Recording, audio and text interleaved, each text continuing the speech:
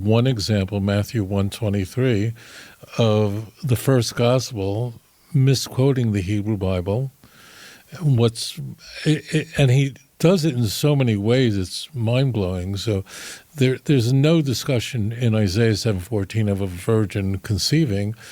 The text says, Hineu alma hora v'yeled bain, behold, the young woman is pregnant and will bear a son, v'kara shemo Immanuel, and she will call his name Immanuel. You know how many problems that passage presents to the church? So they have to alter it till it's almost unrecognizable. So Matthew takes out the definite article because this is really a conversation between Isaiah and Ahaz, the king. So it's, behold, a virgin. There's only one way to say virgin in Hebrew, both biblical and modern Hebrew, and that's betulah. The definite article is moved because there's no way Isaiah could have known who Mary was.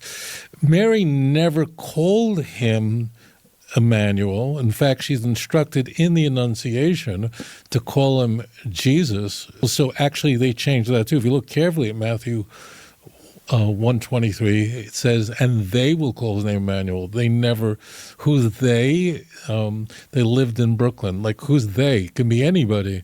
So it's ripped completely. I'll say something really crazy. I'll say something completely insane.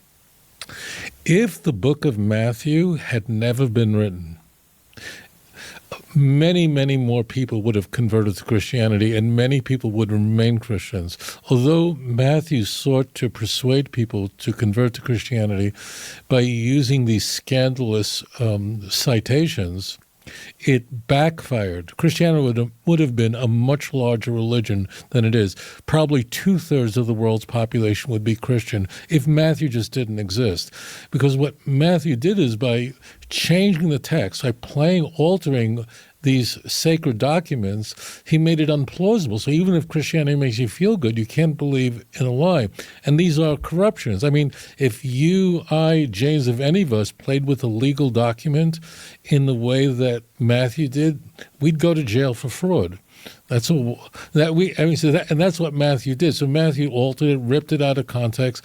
And then here's the crazy thing. And this is so rarely discussed.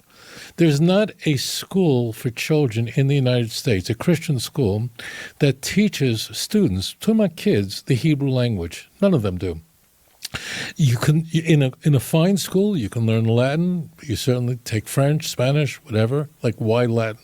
But Hebrew, this is mind-blowing. So Hebrew, Christians believe, is the language that God conveyed his oracles to the prophets.